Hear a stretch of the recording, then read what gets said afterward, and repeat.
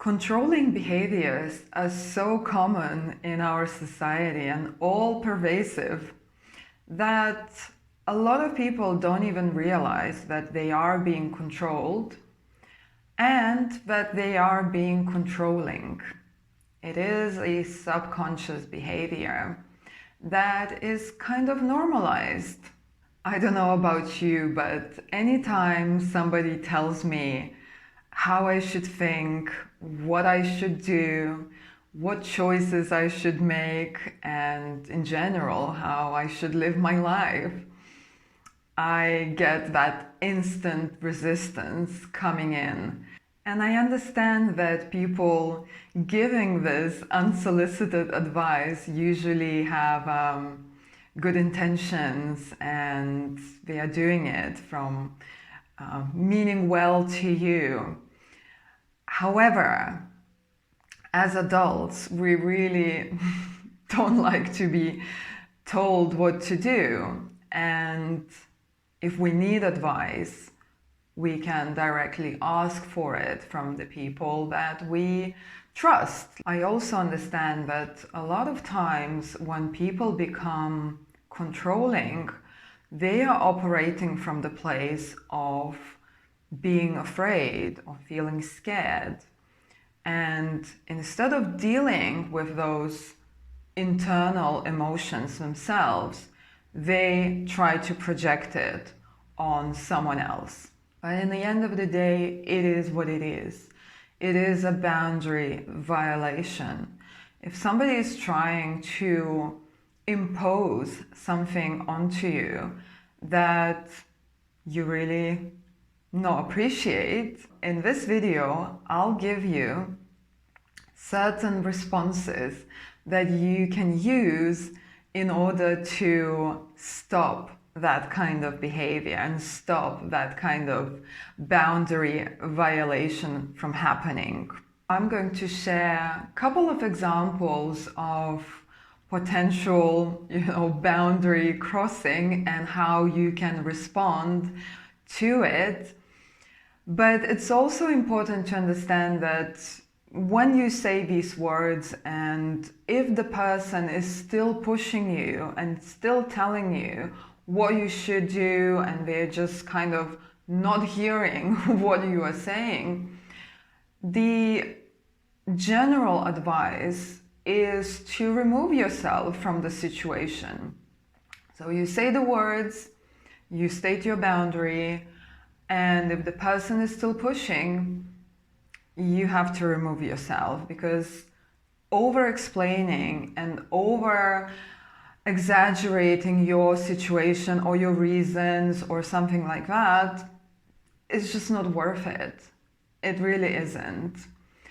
If somebody is there committed to dismiss everything you say, they are not there to listen to you. There is no reason for you to stay in a situation where somebody is committed to misunderstand you and they are still trying to change you, right? So example number one, somebody is telling you what choices you should make around your health. Whether it's the physical health, it's kind of treatment that you are going on to, or psychological health, mental health, how to take care of it.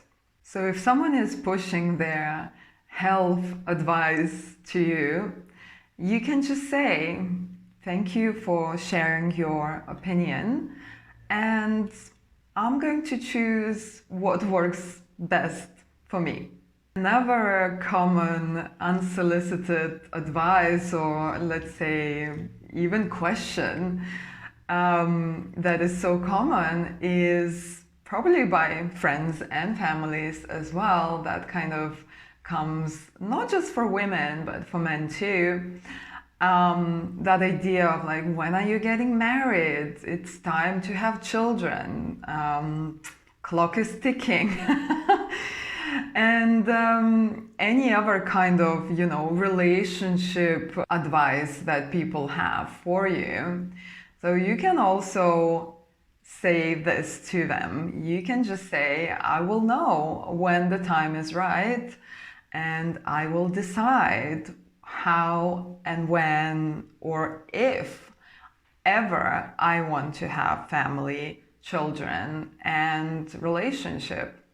Third common example is about family members, let's say. So whether it's your mother or father, siblings, whatever, and you have different relationships with them, or especially if you're going through your healing journey and perhaps you need a little bit of solitude or have a break from those relationships.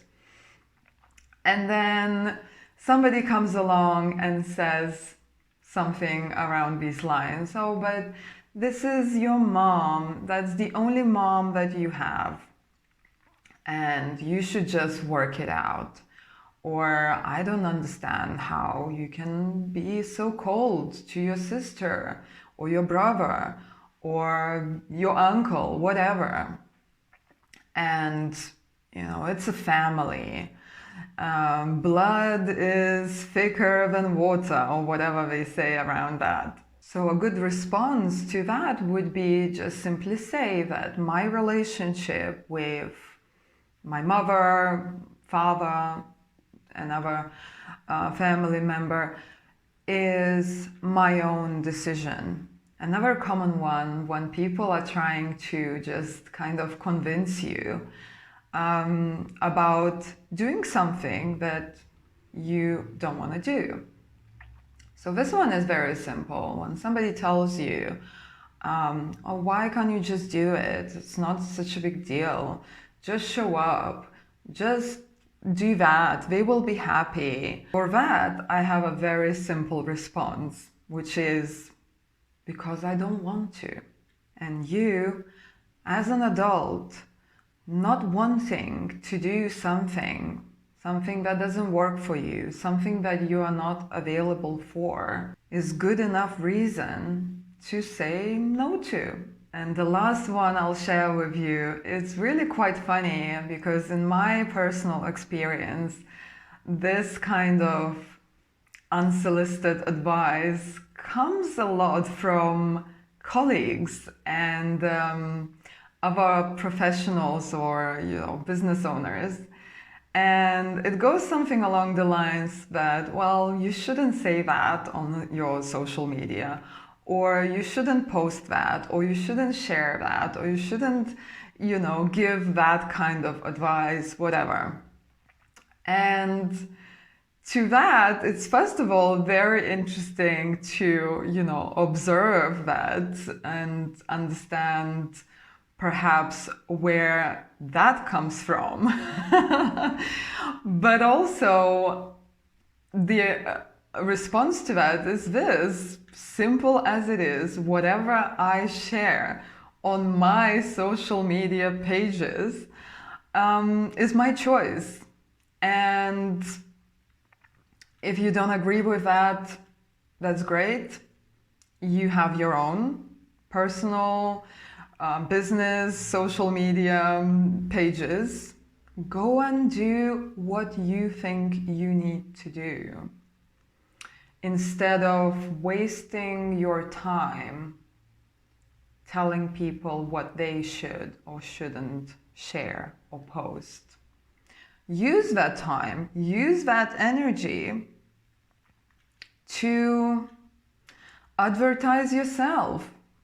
So I hope these examples gave you inspiration to set your boundaries, and you can do it in a very simple way. And the good news is, once you're starting to use these kind of boundaries for yourself, you will also understand that sometimes you are controlling one, and how to kind of observe it and notice it within yourself. You can start learning to minimize that kind of behavior towards your friends and your family and even clients, right? One thing in therapy is very, very clear. We are not here to give someone advice. We are not here to tell people how they should live their lives. It's not my responsibility by any means. I can tell you the truth, but what you're going to do with it, it's out of my hands.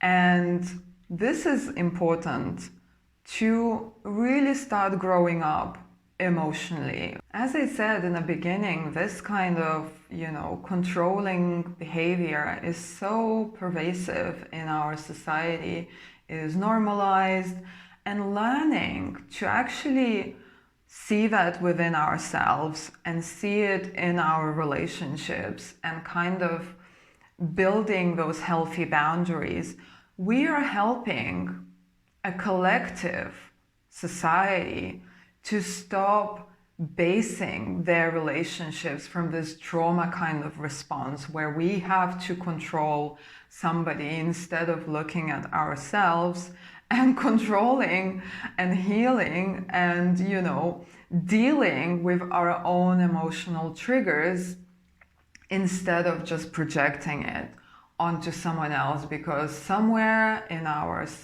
subconscious mind, we believe that we know better how somebody should behave or what they should do with their life.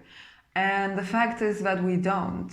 We can't even do it for ourselves, but we are trying to do it for other people. Well, that's kind of the foundation of the problem, don't you think? I hope this video gives you that inspiration to really start taking responsibility for yourself, to really start to becoming more conscious in your own behavior, and also setting a very positive example for others. So if you found this video useful, you know what to do.